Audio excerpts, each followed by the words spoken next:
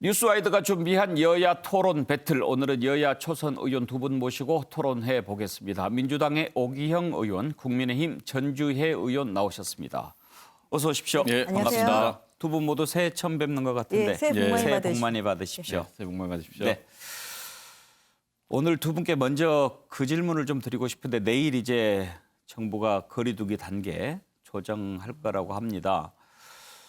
지금 뭐 500명 내외 하루 확진자가 나올 정도로 좀 떨어지기는 했어도 여전히 안심할 수 없는 상황이고 또 그렇다고 해서 또 계속 가자니 힘들어하는 분들이 너무 많고 어떻게 했으면 좋겠습니까? 오기영 의원부터 좀 좋은 생각이 있으신지. 작년 1년 동안 그 많은 분들이 경험을 하고 또 방역 당국도 이제 진화가 되고 있습니다. 그래서 그 문제의식을 표현을 이렇게 하는 것 같습니다. 단계를 올릴 때는 신속하게 올리고 내릴 때는 차분하게 내려야 된다. 너무 급격하게 내리면 또 코로나 확진자가 늘어나니까. 그래서 그 문제의식을 좀 공유할 필요가 있다고 생각이 들고요. 또 하나는 그 방역의 지침들이 이제 개별 그 업종별로 또는 장소별로 좀 더 구체화될 필요가 있는데 관료들 실제 질본에 있는 분들 중심으로 또 획일적으로 적용을 하니까 그 국민들이 보시기 좀 불편하다 이런 이야기를 하십니다. 그러니까 이제는 우리 국민들도 충분히 학습을 했고 더 좋은 문제의식을 가지고 있는데 그 무슨 이제 프랜차이즈 협회 또는 커피 협회 이런 분들의 의견을 들어가지고 좀 더 이게 유연하고 진화된 가이드라인을 줘야 되는 거 아닌가 이런 문제의식이 하나 있고요. 세 번째는 뭐냐면 방역은 공공재입니다. 그러니까 그 방역에 동참하는 집합 제한, 집합 금지 업종에 있는 우리 자영업자, 소상공인들, 일하시는 이제 근로자들 다 이분들이 걱정하는 것은 이게 일정 정도의 국가를 위해서 희생하는 게 있으면 그리고 그거에 대한 보상을 해줘야 되고 그 보상을 해준다면 우리가 더 적극적으로 방역에 동참할 의지가 있다 이런 말씀하시거든요. 그래서 이제는 그 재난에 대한 지원을 시혜적으로 한다 예. 이런 컨셉보다는 실제 방역에 적극적으로 참여해 주시기를 부탁하고 호소하는 그 방역 동참하시는 분들에게 방역은 공공재니까 우리 모두가 책임지고 손실을 보상해 주자. 그게 무슨 이익을 크게 나게 하자는 게 아니라 필요 최소한의 그 수익이 아니 그 비용 보상을 좀 해줘야 되는데 그걸 이제는 좀 당연히 해줘야 될 거로 적극적으로 고민해야 되는 거 아닌가. 그러면 그 방역 단계를 내리는 것에 대해서 민생과 방역에 대해서 일정 절충점을 찾아갈 수 있지 않을까. 좀 그런 문제. 단계 조정보다 보상에 좀 신경을 쓸 필요가 있다. 단계적 조정도 좀 그건 좀 차분히 해야 되고 예. 보상에 대해서 좀 적극적 고민해야 된다. 그리고 이게 이제 맞춤형 보상이 좀 필요한데 그다음 또 하나는 이 방역 지침에 대해서도 부분적으로 좀 더 유연하게 볼 부분이 있다. 그러면 지금 지원금 뭐 이렇게 하는 것보다는 보상금 차원으로 해줄 필요가 있다 이런 말씀이신가요? 필요 최소한의 고정비라는 게 있는 것 같습니다. 예를 들면 집합을 금지를 시켰으면 이게 아예 그 영업을 중지를 시켰으면 예. 그 방역을 통해서 온 국민이 이득을 보는 거 아니겠습니까? 그러니까 국가가 그 연대의 책임을 져야 되는 거죠. 지금 현재 비대면 대면 그 사업이 구분되는데 비대면 업종, 온라인 업종 수익이 나오고 있습니다. 소상공인 경우도 수익이 나는 업종이 있고요. 수익이 안 나는 업종이 있는 거죠. 근데 수익이 안 나는 업종, 특별히 영업을 못하는 업종은 결국에 공공의 이익이라고 하는 그 방역을 통해서 우리 생명과 건강이 유지가 되는 건데 그럼 그분들의 희생이라고 하는 게 그 개인의 그냥 자발적인 것에 맡겨서는 안 되는 거 아닌가. 오히려 그분들의 희생은 이게 국가가 책임질 부분의 희생이고 그러면 국가가 그걸 당연히 책임진다. 그러니까 우리 국민의 세금으로 당연히 책임을 져야 되는 거 아닌가. 그래서 그 부분에 대해서 우리가 지난 1년 동안의 경험 속에서 진화돼야 될 지점이 아닌가. 그렇게 보고 있습니다. 저는 이제 질문은 거리두기 단계 조정 어떻게 했으면 좋겠냐 이게 질문 포인트였는데 좀 다른 접근으로 말씀을 해 주셨는데 좋습니다. 전주혜 의원께서는 어떻게 했으면 좋겠습니까? 이제 방금 그 오경 의원님 이제 말씀하신 것처럼 뭔가 좀 그렇게 국민들에게 좀 선택권을 저는 주는 것이 좋다고 생각합니다. 예. 그러니까 지금 그 수도권이 지금 2.5 그리고 비수도권 지금 2단계 된 게 작년 12월 8일이었거든요. 이제 그래서 뭐 또 추이를 보고 한다고 해가지고 또 2주 연장하고 그래서 지금 6주째가 됐습니다. 그러니까 이제 국민들이 이게 언제 풀릴지 이게 정말 끝이 없는 거예요. 그래서 굉장히 지쳐가고 있고 국민들의 삶, 특히 우리 그 소상공인, 자영업자들의 삶 정말 피폐해져 가고 있지 않습니까? 그래서 지금 뭔가 그 단계를 봤을 때는 지금 이제 500명 선으로 좀 줄어들었기 때문에 뭐 이게 전면적으로 낮추기가 좀 어렵다고 하면 어느 정도 뭐 업종별이나 아니면은 좀 뭐 경우에 따라서 뭐 이런 소상공인들의 좀 목소리를 경청을 해서 좀 뭔가 좀 제한을 좀 낮출 필요는 있다. 저는 그런 생각이 좀 들고요. 좀 완화할 필요가 예, 있다 완화할 이런 필요는 있다. 말씀이신데, 예, 근데 국민들한테 선택권을 주자는 말씀은 그리고 이제 또 하나 이제 말씀드리는 건 그래서 예. 이제 방금 말씀하신 이제 지금 같은 그런 조치를 한다고 하면 정말 그 특히 자영업자들의 삶이 굉장히 피폐해져 가고 있기 때문에 뭔가 지금 이제 보상을 좀 얘기할 때가 됐다. 저 오늘 국민의힘에서도 지금 이제 그런 이야기를 그 기자 브리핑을 했거든요. 그래서 이것이 그냥 국민들한테 그냥 참아라. 이게 비상 상황이니까 참아라. 이제 1년 동안 참았는데 지금 폐업하는 가게들이 속출하고 있지 않습니까? 그렇기 때문에 뭐 일본 같은 경우는 일일 한 60만 원 정도의 이러한 그 휴업 보상금을 이제 지급을 한다고 하고 있고요. 그래서 예. 이제 지금 이제 국민들에게 계속 거리두기를 지켜주십시오. 이제 이렇게 하기보다는 좀 그 완화도 좀 생각을 하면서 한편으로는 지금 같은 거리두기를 유지를 한다고 한다면 좀 뭔가 이제 보상, 국민들의 이러한 그 서민들의 아픔 또한 경제적인 그 피해 이런 부분에 대한 좀 보상도 얘기해야 될 시점이라고 생각합니다. 야당은 그동안 방역과 민생 두 가지를 놓고 봤을 때 어느 쪽에 좀 더 무게중심을 두었었나요? 뭐 두 가지 토끼를 다 잡아야 되는 거죠, 사실은. 왜냐하면 방역도 굉장히 중요하지 않습니까? 예. 이제 이게 뭐 국민들의 생명 안전과 그, 그 직결되기 때문에 예. 뭐 두 개 중에 하나를 딱 선택해야 되는데 사실 그거는 굉장히 어려운 거죠. 그렇죠. 그래서 예. 이제 두 개의 그 추이, 그러니까 이 확진세의 이제 추이, 또한 사망자의 추이, 이제 이런 것도 보면서 또 민생도 봐야 되고 이제 이러는 것이죠. 그래서 이제 이 두 개의 참 예, 어려운 민생과 얘기죠. 예. 예, 그런 그 방역의 사이에서 적정선을 잡기는 쉽지는 않겠습니다만 또 국민들이 굉장히 지쳐 있고 예. 그렇기 때문에 지금 이제 추이를 보면 좀 완화를 뭐 완전히 완화는 아니라도 정말 어려운 이러한 자영업자의 업종별 이런 완화는 좀 충분히 저는 생각해 볼 그 시점이라고 생각합니다.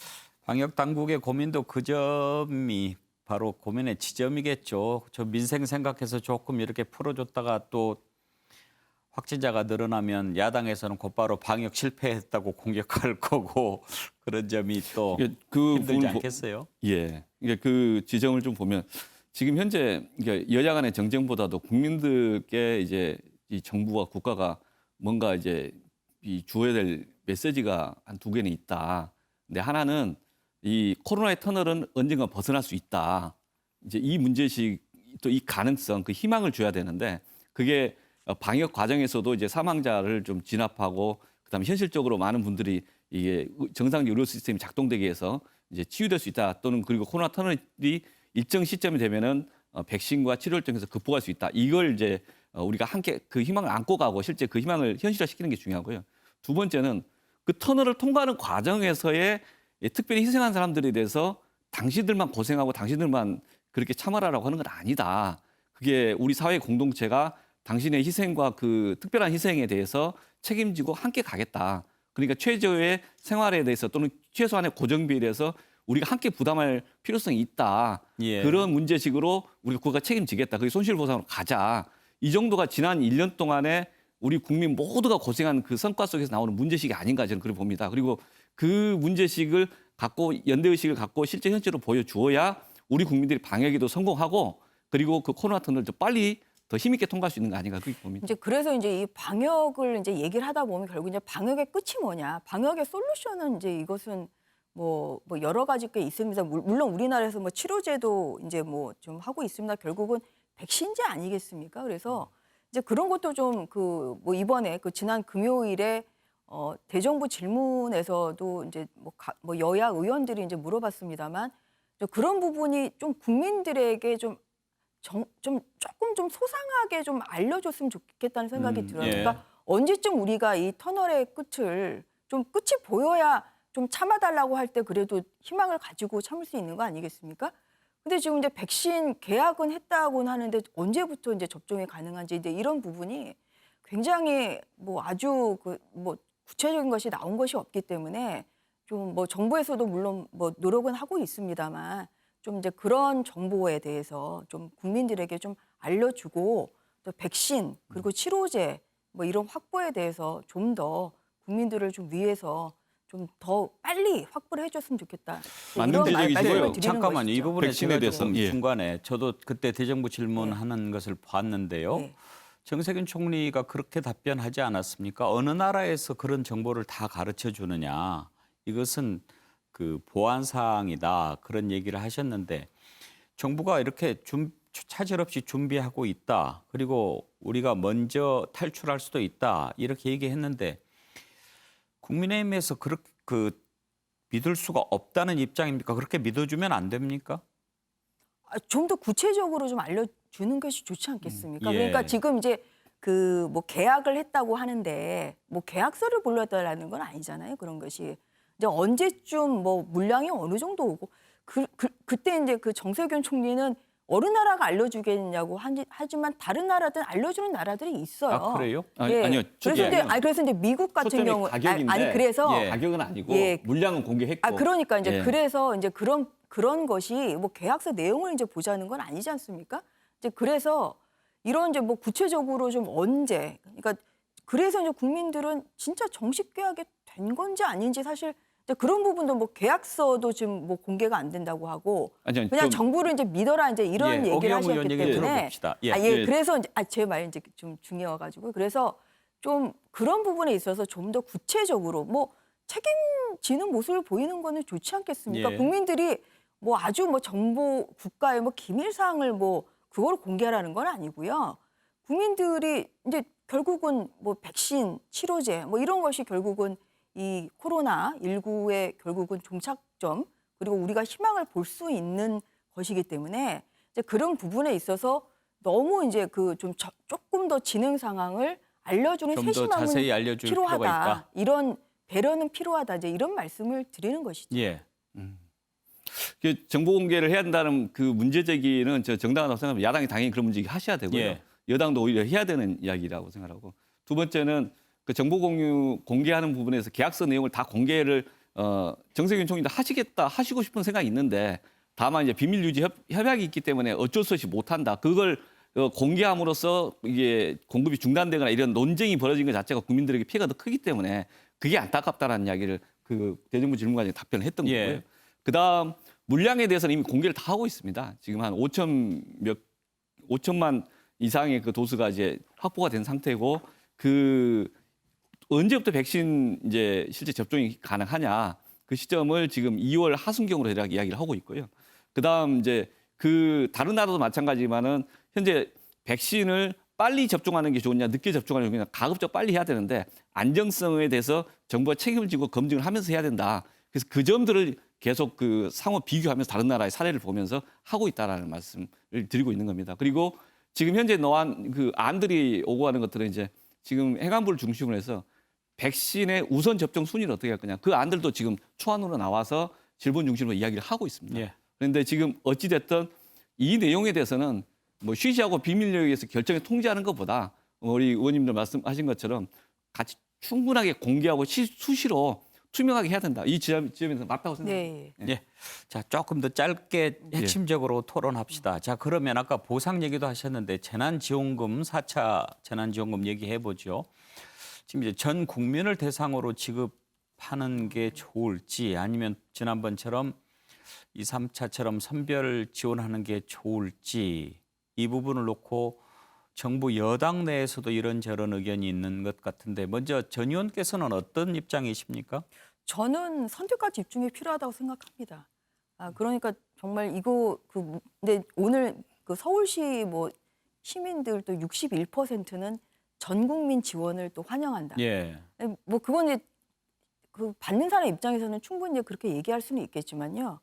이제 이 재난지원금이라는 게 정말 재난을 받은 곳에 지원을 하는 거 아니겠습니까? 물론 모든 국민이 다 코로나19로 인해서 큰 고통을 받았죠. 이제 그런 면에서는 모든 국민이 다 피해자다 이렇게 얘기할 수 있겠습니다만 그래도 가장 그 좀 차등을 둬서 이게 이제 똑같이 둘 것이 아니라 좀 차등을 둬서 정말 그 고통을 받고 경제적 피해를 정말 많이 당한 뭐 이러한 자영업자 뭐 이런 분들에게는 좀 더 이게 그냥 뭐 100만 원 준다고 해서 이게 해결될 건 아니잖아요. 그래서 좀 그런 선택과 집중이 좀 필요하다는 말씀을 하나 드리고요. 이제 또 하나는 또 이것도 좀 충분한 논의가 필요하다고 생각합니다. 이제 그냥 뭐 재난지원금에 대해서 좀 뭐 이주열 사는 총재 같은 경우는 또 예. 좀 다른 의견을 좀 예. 제시하시고 그래서 정부 내에서도 아직 어떠한 그런 뭐 정확한 것이 지금 안 나오고 있잖아요. 그래서 이제 이것도 뭐 국민들의 의견도 이제 수렴을 해야 되겠지만 조금 무엇이 좀 효율적인지는 여야 간에 정말 그 좀 토론도 좀 하고요. 예. 또 정부 부처 내에서도 또 좀 더 진솔성 있는 뭐 이러한 토론을 좀 통해서 그 타협을 통해서 좀 이것이 결정하는 것이 좀 필요하다는 생각을 가지고 오 있습니다. 의원께서는요. 예. 저는 맞춤형이 맞다고 봅니다. 예. 이게 뭐 당내 전체 의견이냐 이렇게 물어보면 제가 확인된 건 아니기 때문에 제 개인 의견을 말씀드립니다. 예. 제1차 재난지원금은 그 당시 코로나 상황이 긴급한 상황이었고 어떤 방법이 없었기 때문에 지원금 지급의 효율성을 위해서 전국적으로 전 국민에게 지급했다고 보고요. 그다음에 2차, 3차 하는 과정에서는 실제 코로나 모든 국민에게 동일한 피해가 가면 결국에 국민 세금으로 하는 것이니까 굳이 그럴 필요가 있느냐 이런 문제식이 있는 거고 2차, 3차로 갈수록 맞춤형으로 계속 진화를 하고 있습니다. 실제 피해를 입은 업종에게 지급해야 되고 피해를 입은 계층에게 좀 해야 된다. 이제 그게 맞춤형의 진화 과정이고 이제 3차 재난지원금을 지금 지급하고 있습니다. 4차 재난지원금도 재난지원금은 재난을 받은 사람에게 지원해주는 지원금이 맞고요. 온 국민에 주는 것은 재난지원금이 아니라고 봅니다. 예. 그것은 별도의 다른 정책적 고려에 따라 하는 건데 지금 재난지원금을 이야기하면서 전 국민이 재난지원금을 하는 것은 모순이다. 저는 그 생각을 하고요. 그리고 이 지점에서 아까 말씀드렸던 것은 지원이라고 하는 것에 대해서 국가가 국민에게 사회복지적 측면에서 시혜적으로 또는 나름 의무적으로 하는 게 있는데 아까 집합 금지, 집합 제한 업종에 대한 부분은 이제 그보다 더 진화해야 된다. 이게 시혜가 아니라 그분들에게 의무적으로 줘야 된다라고 예. 발상의 전환이 필요하고 그 점에서 국민들이 우리 여야 같이 그런 논의를 해야 된다. 그리고 실제 야당 의원 중에 한 분이 그 법안 발의하셨어요. 손실보상 관련해서. 근데 네. 저희도 그런 법안이나 그런 문제식 하자고 저희 내부 의원들 논의방에서 나오고 예. 있습니다. 그래서 그 정도가 더 진화돼야 할 지점이지 지금 전 국민의 그 재난지원금에서 선별법편 논쟁하는 건 지금 적절하지 않다 이렇게 봅니다. 일단 당을 떠나서 두 분은 재난지원금은 선별적으로 네. 그리고 맞춤형으로 지급하는 게 좋겠다 네. 이렇게 생각 같이 하시고 또 보상에 관한 부분도 생각이 같으신 네. 것 같군요. 그런데 이낙연 대표가 꺼낸 이 공유제에 대해서는 생각이 좀 다를 것 같기도 합니다. 전 의원 의견을 먼저 들어볼까요? 지금 이 공유제는 뭐 이게 그러면은 그 손실도 나중에 뭐 이 이익을 본 이제 기업이 나중에 또 손실을 보면 뭐 그 손실도 그러면 공유할 거냐 이제 뭐 이러한 아주 뭐 원론적인 이제 반대 의견을 낼 수가 있는 것이고요. 이제 그리고 뭐 이것이 결국은 준조세 아니냐. 그리고 뭐 아시겠지만 그 기업 하시는 분들이 또 장사하시는 분들이 뭐 가만히 앉아서 코로나19로 그냥 뭐 앉아서 떡 얻어 먹듯이 이렇게 이익을 내신 건 아니거든요. 이제 이러한 그 코로나19라는 그런 위험 상황을 이용 상황에서 이제 어떻게 하면은 뭐 이익을 낼지 이런 본인의 이 무형의 노력이 들어간 거 아니겠습니까? 그래서 이제 이것을 그런데 이제 나누자고 하는 것은 뭐 이러한 분들이 뭐 사회를 위해서 뭐 기부를 하는 거는 변론으로 하더라도 이것을 정부에서 나눠야 된다 이렇게 하는 것은 그것은 굉장히 그 뭐 시장 경제나 아니면은 공평성의 원칙에도 좀 맞지가 않죠. 그리고 뭐 이거는 이제 여담입니다만 이게 이제 이런 게 있어요. 이제 이 공유제를 그 여당에서 먼저 이야기를 꺼내시니까 그 나오는 이런 댓글에는 이제 코로나 때문에 가장 큰 혜택을 본 것은 오히려 정권과 민주당이다. 그리고 뭐 이걸로 인해서 선거가 되신 그 당선되신 의원들이 오히려 월급 한 70%를 환수해라 막 이런 얘기까지 나오고 있어서 이게 도대체 어떤 것이 이익인지도 굉장히 명확하지가 않거든요. 그래서 좀 이것은 정말 그냥 뚝 던져놓고 국민들로 하여금 갑론을박할 게 아니라 좀 더 뭔가의 제도나 어떠한 그런 그 시스템이나 뭐 정책을 좀 제안할 때는 조금 더 좀 심사숙고를 하고 조금 더 여러 가지를 살핀 다음에 좀 숙성된 상태에서 제안하는 게 좋겠다. 좀 그런 말씀을 드립니다. 예, 오기영 의원. 이익 공유제는 하나의 발상이고 문제식이고 이게 진행되면 캠페인성으로 진행될 수 있는 주제는 된다고 봅니다. 그게 시민사회 영역에서. 그다음 이 문제 제기가 나오는 배경에는 코로나 1년을 거치면서 양극화가 더 심화되고 있다. 이게 자영업자 중에서도 수익이 나는 부분도 있지만 수익이 안 나서 더 힘든 부분이 더 많아지고 있고, 그다음에 해고당하고 구조조정에 그 목줄이 이제 하면서 생계에 어려움을 있는 사람이 더 많이 늘어나고 있고. 근데 반면에 수익이 나는 그 비대면 온라인 업종들이나 또 특정 산업에서 이익이 많이 나고 있습니다. 그리고 제가 하나 예로 시중은행 작년 3분기까지 한 30조 이상이 이익이 났습니다. 이자 이익으로 30조가 났습니다. 지금 며칠 전에 기사 보셨을 겁니다. 그 시중은행에 있는 분들이 그로 인한 수익을 어떻게 상여금으로 줄 것인가에 대해서 좀 조심스럽게 눈치가 보인다고. 저는 이런 문제 제기는 정치권에서 할 수 있다고 봅니다. 이걸 정치권에서 이야기를 안 하면 더 무책임하고 직무유기 아니겠습니까?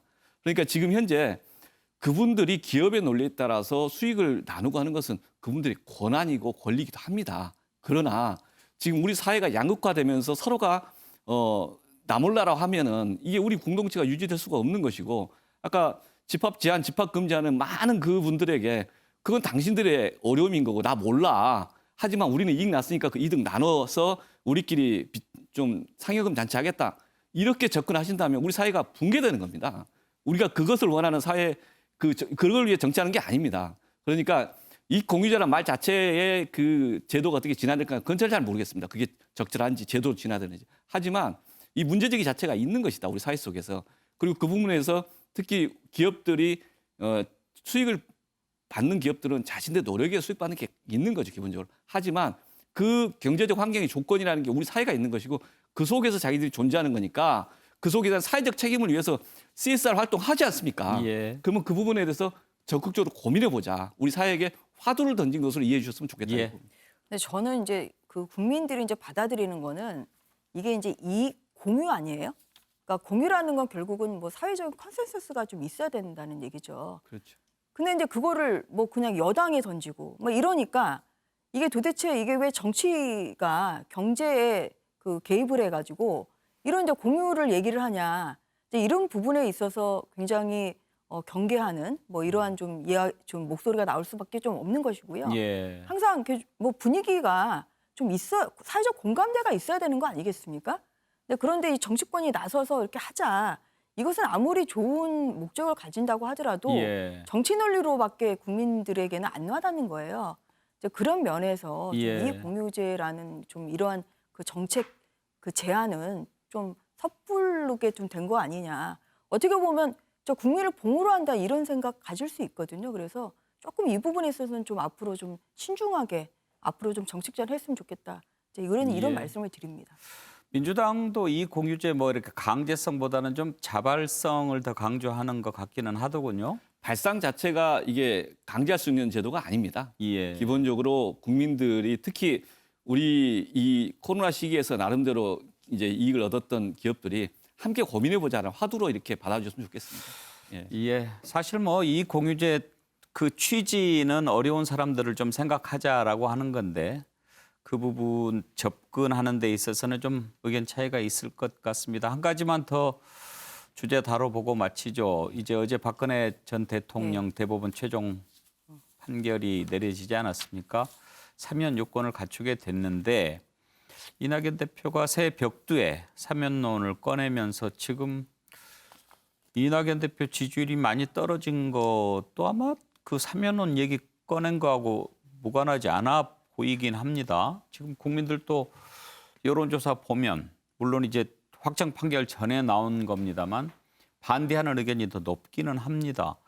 사면에 대해서 어떻게 생각하시는지 한번 의견을 들어보죠. 전주혜 의원께 먼저 예. 발언 기회 드리겠습니다.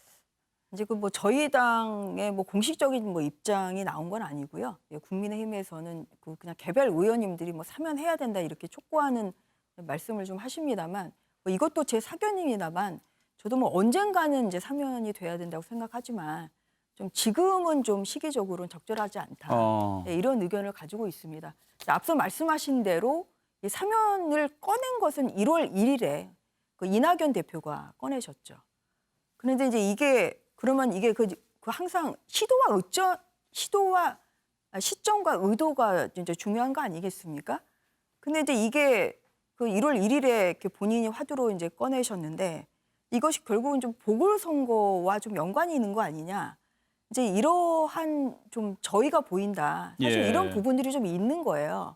그래서 이제 그러고 난 다음에 또 뭐 당에서도 이제 또 민주당에서도 반대 소리가 나니까 또 들어간 상태고. 근데 이제 어제 이제 박근혜 그 전 대통령의 뭐 마지막 판결이 이제 확정이 되긴 했습니다만 그래서 이게 결국은 이제 좀 이거는 뭐 필요하긴 하지만 좀 이것도 좀 공감대가 좀 숙성이 좀 돼야 되는 것이고요. 뭐 어제 이제 최종 판결이 확정이 됐기 때문에 그 확정되고 나서 뭐 바로 좀 이야기하는 거는 저는 조금 그것은 좀 빠른 예. 면이 있다. 예. 물론 뭐 4년 이상 지금 구속이 돼 있으신 상태이긴 하지만 이제 그리고 또 이명박 전 대통령과도 이제 그 같이 예. 이제 예. 결정을 해야 되는 거 아니겠습니까? 그래서 좀 이것은 조금 시간을 가지고 저는 좀 뭐 개인적인 생각입니다만 좀 이것은 보궐선거를 이후로 이제 좀 하더라도 선거 이후에 좀 더 뭐 여야 그리고 또한 그 사회적 공감대를 보면서 좀 결정할 수 있는 것이 좋겠다는 예. 이런 생각을 가지고요. 예. 또 다음 주 그 월요일에 그 문재인 대통령 그 신년 그 기자회견. 할 때도 이제 이 부분에 대한 언급이 있으실 거라고 보고 있습니다. 그래서 좀 그것도 좀 지켜볼 필요가 있다. 예. 이렇게 생각합니다. 예. 오기영 의원은요. 사면론에 대해서는 참 벽두부터 논쟁이 너무 심했습니다. 그리고 어제 이제 박근혜 대통령에 대한 최종 판결이 됐는데 저희가 이제 바라보는 것은 두 가지 이 지점인데 하나는 인정, 그러니까 현실적으로 이 뇌물을 받았거나 또 여러 가지 문제점이 있다는 것에 대한 인정이 있으면 그게 또 이 공감이 확산될 텐데 그런 적이 없거나 그 사실을 부인하거나 또는 정치 보복이라고 이렇게만 이야기를 하시면 논의가 안 된다. 그 점들이 제일 안타깝다 이런 생각이 들고요. 또 답답하기도 하고요. 두 번째는 우리 전주 의원 말씀하시듯이 공감이 있어야 됩니다. 이것은 사면이라고 하는 권한이 대통령의 특별 권한이긴 하지만 대통령이 권한을 행사하는 것은 국민적 공감대 하에서 가능할 겁니다. 그리고 그 논쟁이 여러 가지로 이루어지고 사회적인 여론조사를 통해서는 다양한 형태로 나타날 겁니다. 그런 걸 두 가지 지점을 종합해 봤을 때 지금 시기가 아니다라는 그 말씀에 저도 공감을 합니다.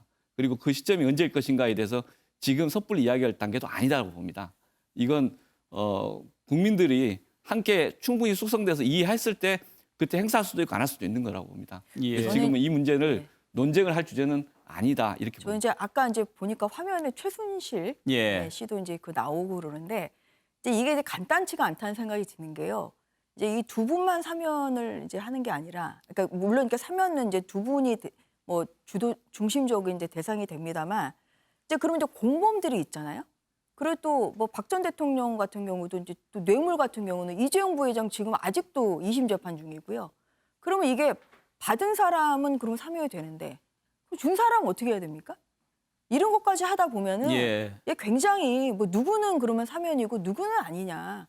저는 일괄적인 그 좀 뭐 처리가 필요하다고 생각을 하고요. 뭐 보면은 이제 양쪽이 다 이제 양비론이 있는 것인데요. 그래서 예. 좀 그런 면에서도 그 대통령 그 두 분의 이제 대통령만 가지고 얘기하기보다는 좀 사건 전체 여기 연루되신 분들이 워낙 많기 때문에 이제 그런 것까지 다 두루두루 감안해서 살펴서. 사면의 시기와 뭐 방법 뭐 범위를 좀 결정해야 된다. 예, 이렇게 알겠습니다. 생각합니다. 예, 오늘 여기까지 하죠. 당초 아주 치열하고 열띤 토론을 예상했는데 두 분 의견이 같은 부분들이 꽤 많이 있군요. 예, 오늘 알찬 토론 감사합니다. 예, 수고하셨습니다. 고맙습니다. 더불어민주당의 오기영 의원, 국민의힘의 전주혜 의원과 토론 배틀해봤습니다.